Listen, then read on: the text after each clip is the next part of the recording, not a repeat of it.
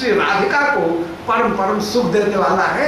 सिद्धांत वही कि यद्यप सखीर नहीं कृष्ण संगे मन तथापि प्रयत्न राधा को राय संग। सखी नहीं चाहती है परंतु राधिका संगम करा रही है।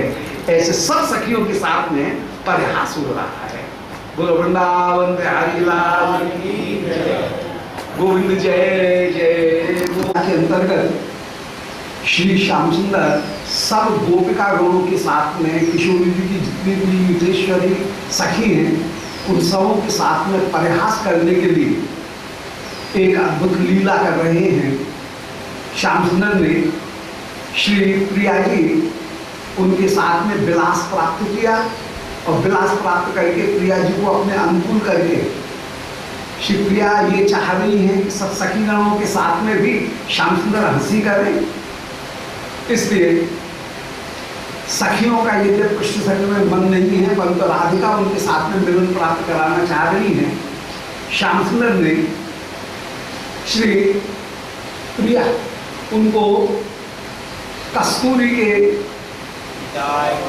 रंग से रंग करके कृष्ण वेश धारण करा करके विराजमान कर दिया। सखियां जो पधारी उन्होंने दो कृष्णों का दर्शन किया और सब भ्रम में पड़ गई। जो असली कृष्ण हैं उनको तो मान रही हैं कि कृष्ण ने मंत्र के प्रभाव से हमारी सखी राधिका को अपना रूप प्रदान कर दिया है और जो राधिका कृष्ण बने हुए लेप करके कस्तूरी का लेप करके जो राधिका विराजमान है उनको वे असली कृष्ण समझ रही हैं। तो गोपियों को परिहास भ्रम हो गया। श्री राधिका को तो असली कृष्ण समझ रही है और कृष्ण को माया के द्वारा मंत्र के प्रभाव से बना हुआ ये राधिका कृष्ण हो गई है। अर्थात कृष्ण को राधिका समझ रही है, राधिका को कृष्ण समझ रही है, ऐसा भ्रम हो गया। और उस समय राधिका के पास में जाकर के माने कृष्ण के पास में जाकर के जिनको ये राधिका असली में राधिका समझ रही है उनके पास में जाकर के पूछ रही हैं, अरे सखी क्या हुआ, तेरे साथ में श्याम सुंदर ने क्या किया।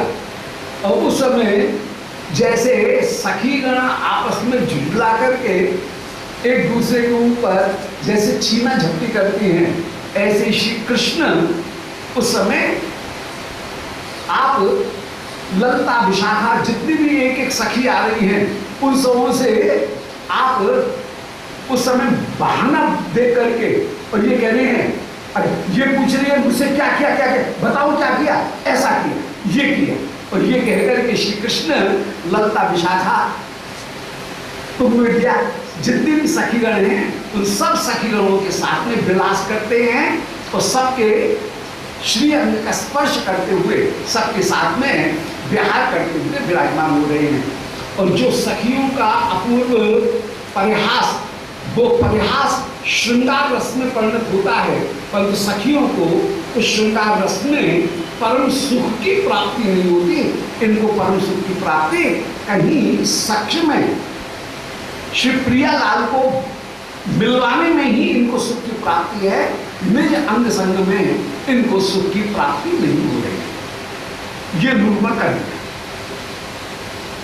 सारी गोपिकागण एक रूप हो गई हैं और पांच पंचमिल कीजिए काजा हारे जीत में आवे लाजा। जब सबके साथ में श्री श्याम सुंदर ने एक एक जाकर के पूछ रही है, अरे राधिका तेरे साथ में कैसे ये तेरा कैसे रूप बदल दिया, तेरे सामने साथ में श्याम सुंदर ने क्या व्यवहार किया। और श्री श्याम सुंदर है तो श्याम सुंदर जी गोपी समझ रही है भले उनको राधिका। श्याम सुंदर उस समय राधिका बन करके राधिका के कंठस्वर में ही ये कह रहे हैं, वो श्याम सुंदर ने मेरे साथ में ये किया ऐसे कह करके सब गोपिका गणों को भी स्पर्श सुख प्रदान कर रहे हैं। अब राधाथ 39वां श्लोक है, राधाथ वृंदादि कृतांत को वेशा, श्री राधा जो वृंदादिकृत अंतिक उपवेशा, श्री वृंदा आदि के पास में जो राधिका बैठी थी और जिन्होंने मुकुंद वेश धारण कर रखा है, उस समय श्री ऐसी राधा जहां बैठी थी वहां राधिका के पास में ललताधिक आवे ही ताम ज्ञातुम इच्छु, ललताधिक सखी उन श्री राधिका के पास में आई हैं। जो कौन सी राधिका है? वो जो कस्तूरी का लेप करके जो राधिका बैठा दी गई है, उन राधिका के पास में जितनी भी सखीगण हैं जो श्याम सुंदर से मिलकर के आ रही हैं, उनके साथ में मिलकर के आई। और ताम ज्ञात मिच्छुर निजगात कौंती, जब ललता आदि सखी श्री राधिका के पास में आई हैं, उस समय कुंदलता जी और नांदी मुखी जी ये दो गई नहीं हैं। जितनी भी अष्ट सखीगण हैं वे तो श्याम सुंदर के पास में जा जाकर के पूछ रही हैं। सबसे पहले ललता गई, फिर ललता ने विशाखा को बुलाया, फिर विशाखा गई। जो दशा ललता की हुई वही विशाखा की हुई। फिर विशाखा ने इंदुलेखा जी को, चित्रा जी को, तुंग विद्या जी को, रंग देवी जी को, सुदेवी जी को, इन सबों को भी बुलाया। जितनी भी सखीगण हैं उन सबों को बुलाया और श्री श्याम सुंदर से सब पूछ रही हैं कि अरे सखी राधिका, ये तो राधा ही समझ रही है कृष्ण को कि मंत्र के प्रभाव से ये कृष्ण बन गए हैं, तो ये राधिका तो अरे पूछ रही है, अरे सखी तेरे साथ में श्याम सुंदर ने क्या व्यवहार किया, क्या हुआ क्या हुआ?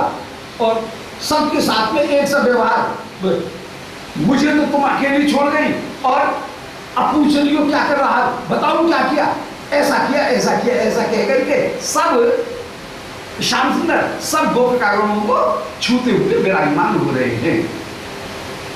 अब ये दो तीन सखी रह गई, एक तो नानी मुखी जी और एक वृंदा जी, ये दो रह गई और एक कुंदलता जी, ये तीन सखी रह गई हैं जो गई नहीं है।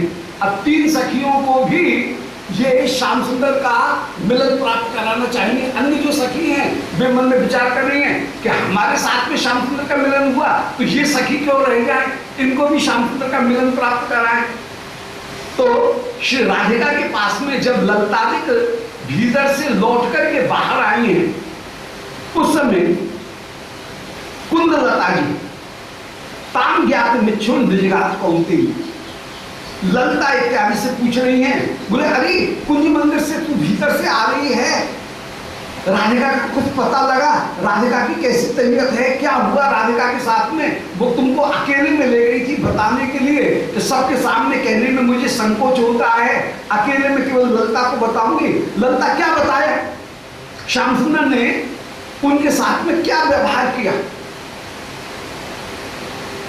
और श्याम सुंदर का वो जो राधिका है, उन राधिका का सारा शरीर तो बदल गया, पुरुष जैसा हो गया है, परंतु आवाज नहीं बदली है। आवाज राधिका के समान योगी तो विराजमान है। ऐसा कैसे हुआ? कुछ बताया, इसका कारण बताया? बड़ा रहस्य उपस्थित हो गया है कि राधिका को मंत्र के प्रभाव से पूरा बदल दिया, कृष्ण बना दिया, परंतु राधिका का कंठ नहीं बदला है।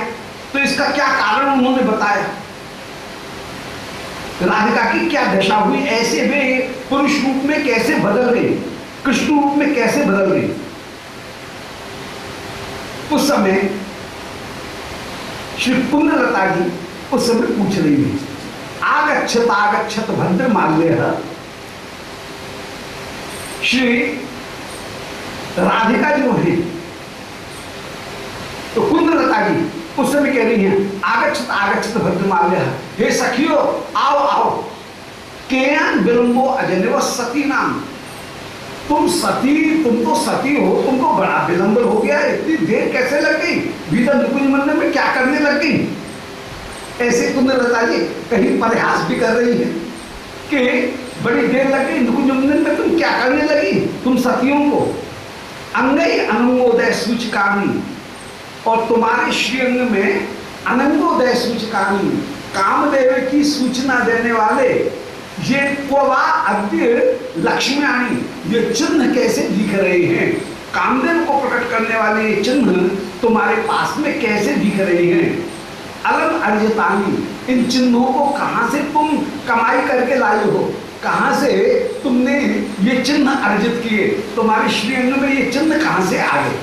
ऐसे श्री कुंदलता जी ने ललता इत्यादि से पूछा। क्यों? वो तुम्हारे मुख को देखो ना, निरंजने वश चपले अपीक्षणी, तुम्हारे आंखों में अंजन नहीं है, तुम्हारे चपले अपि ईक्षणे, तुम्हारे नेत्र चंचल हो रहे हैं, विभ्रांत बाला अपि मुक्त बंधना, शायद हो गया था ये तुम्हारे। अच्छा, कौन सा श्लोक है? तुम्हारे बाल भी खिले हुए हैं, तुम्हारे अधर जो हैं उन पे पान की पीक से रहित दिख रहे हैं। आज मालूम पड़ता है कि श्री श्याम सुंदर ने, जो कि प्रसिद्ध हैं कि वे सायुज्य मुक्ति प्रदान करने वाले हैं, उन श्याम सुंदर ने तुमको सायुज्य मुक्ति तो प्रदान नहीं करती, सायुज्य मुक्ति मिलना, कहीं अपने साथ में मिला तो नहीं लिया, ये प्रयास है। श्री कृष्ण की कृपा के बिना ज्ञानियों को भी सायुज्य मुक्ति की प्राप्ति नहीं हो सकती है। एक सामने सामान्य सिद्धांत है, तत्वमसी इस महावाक्य के द्वारा जीव तत्व का बोध हो जाता है, सत्यम ज्ञान अनंतम ब्रह्म, इसके द्वारा ब्रह्म तत्व का बोध हो जाता है। परंतु जीव और ब्रह्म, इन दोनों को मिलाने के लिए जब तक भक्ति का आश्रय ग्रहण नहीं किया जाएगा, तब तक सायुज्य की प्राप्ति नहीं होगी। ज्ञानी को भी मोक्ष प्राप्त करने के लिए, ब्रह्म सायुज्य प्राप्त करने के लिए भक्ति का आश्रय ग्रहण करना पड़ेगा, क्योंकि नाम कृष्ण, नाम कृष्ण भक्ति ही उसके हृदय की चित्त वृत्ति को दूर करेगी।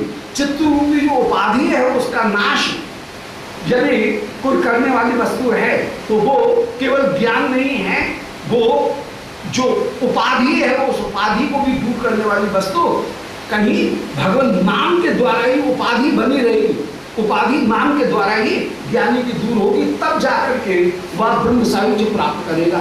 नई उपाधि उसको मिलेगी नहीं, क्योंकि उसका लक्ष्य नहीं है मोक्ष प्राप्त करना, पुरानी उपाधि त्याग करना उसका लक्ष्य है, और वो उपाधि त्याग होगी नाम के प्रभाव से। तो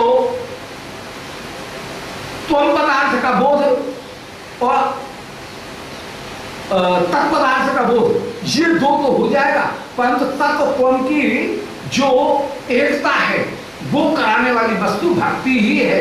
ज्ञानी को भी भक्ति का आश्रय ग्रहण करना पड़ेगा, अन्यथा एक ज्ञानी आरुह्य कृष्ण परम पदम पतन त्यधा, ऊपर चढ़ करके भी नीचे गिर जाएगा।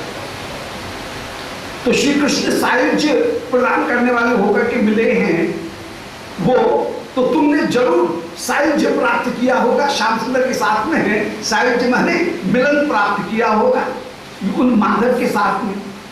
और श्री कृष्ण के अतिरिक्त, कृष्ण यहां पर है नहीं, इसलिए कृष्ण के अतिरिक्त अरे ललता तेरी ये दशा किसने बना दी?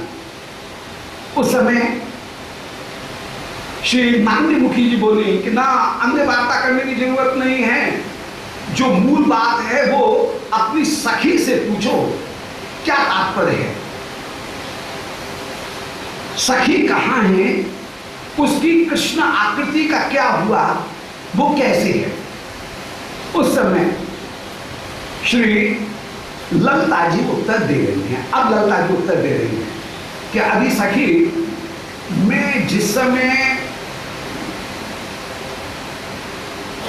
श्री कृष्ण के साथ, मैं उन सखी राधिका के साथ में है तो कृष्ण, परंतु सब सखी समझ रही है ये राधिका है। मैं जिस समय अपनी सखी राधिका के साथ में एकांत में भीतर बल्ली ग्रह में, लता ग्रह में भीतर गई, तो अस्मत् सखी बल्ल ग्रहांतरोदरे जुभ्रेत कृष्णाकृति में बिभ्रति। उस समय मैंने देखा है, अच्छा एक पीस और देखा, अच्छा चलो।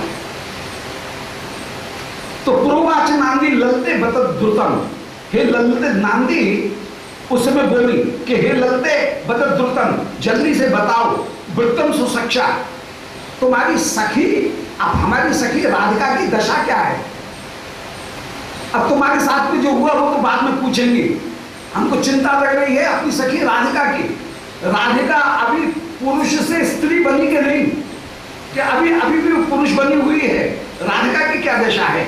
अलग अन्य बात है, तुम्हारी बात बाद में करती रहेंगी। तुम्हारे साथ में तुम्हारे श्रीअंग के ऊपर जो कहीं मिलन के चिन्ह दिख रहे हैं, इनकी बात तो बाद में करेंगी। चिंता लग रही है अपनी सखी राधिका की कि वो कैसे पुनः सुंदरी गोपी स्वरूप को धारण करके विराजमान हो। वो जो कृष्ण बन गई है, कृष्ण से कैसे गोपी बने? क्वशास्ति, राधिका कहाँ है? तस्या अधुनापि पुनः कृष्णाकृतित्वम, क्या राधिका की अभी भी कृष्ण आकृति ही है? वो अपनी गोपी आकृति में आई कि नहीं, स्त्री आकृति में आई कि नहीं, कि वो अभी भी पुरुष आकृति धारण करके ही विराजमान है? बल वर्तते नवा, उसका कृष्ण आकृतित्व है या समाप्त हो गया? समाप्त हो गया तब तो बहुत अच्छी बात है, और नहीं है तो बड़ी चिंता की बात है कि अब उसको कैसे वापस अपनी सखी बना, ये चिंता लग रही है। उस समय श्री ललिता जी उत्तर दे रही है कि अस्मत् सखी बल ग्रहण करो दरे जूढ़े कृष्णाकृति मेरे भृति। बोल बड़ी सखी, बड़ी अभी नांदी मुखी, बड़ी चिंता की बात है।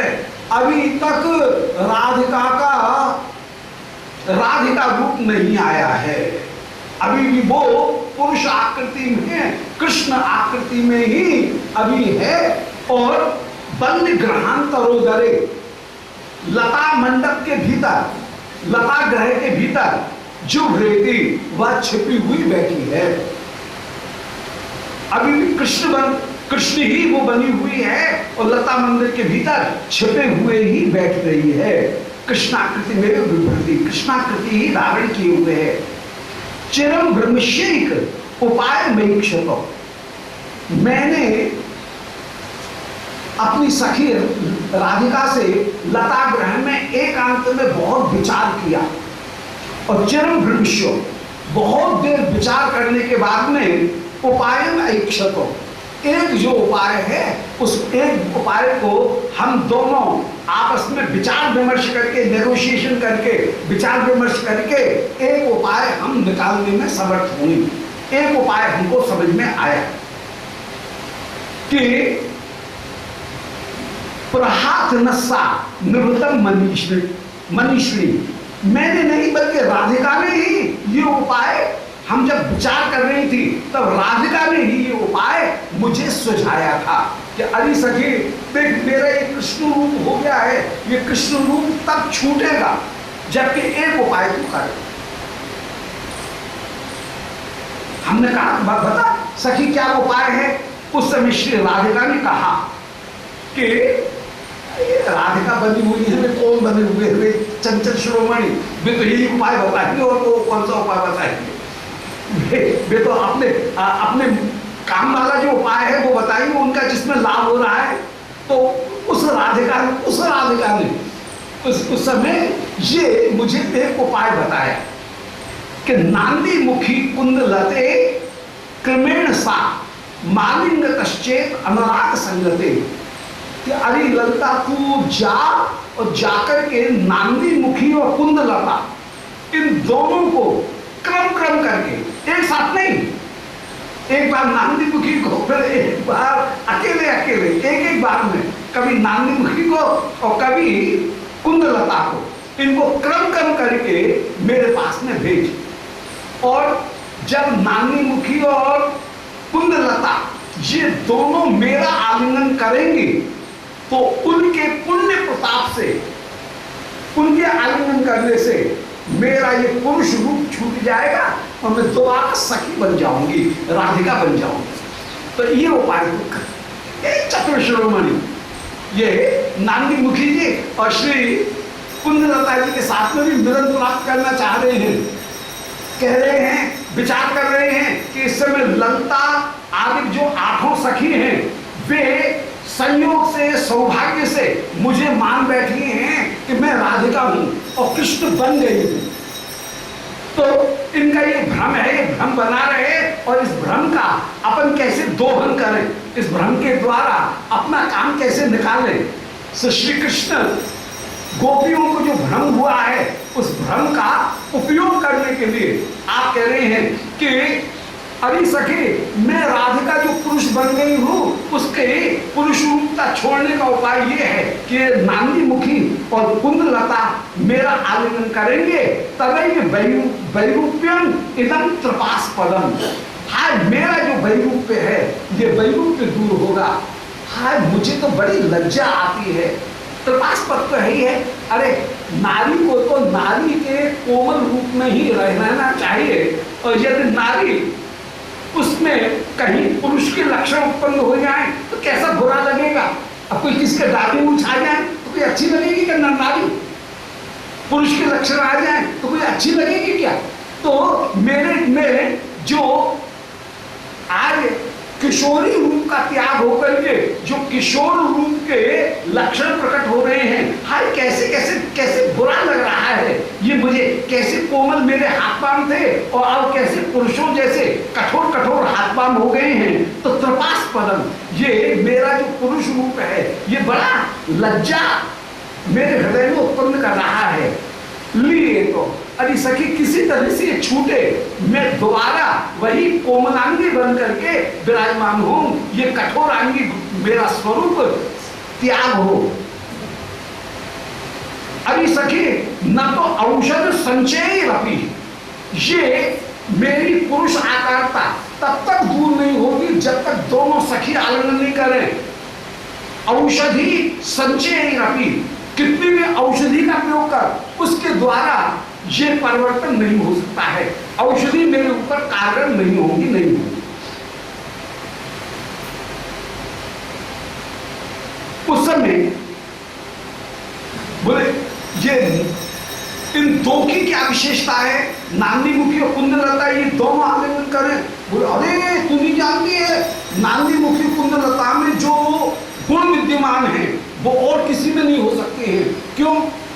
श्री राधिका ने उस समय मुझसे कहा, ललता जी सुना रही हैं उस समय कौंदी जी को, कौंदी जी पूछ रही हैं और कुंदलता जी को सुना रही हैं कि श्री राधिका ने मुझसे कहा कि एकत्र बरवंते तपोत तीव्रता, कि नांदी मुखी तो अरे ललता श्री पौर्णमासी जी की नातनी है और पौर्णमासी जी के साथ में रहती है, बड़ी तपस्विनी है, तो उसमें तो तप की श्रेष्ठता विराजमान है। तो एकत्र माने नांदी में, एक में माने नांदी मुखी में, बरवती तपोत तीव्रता,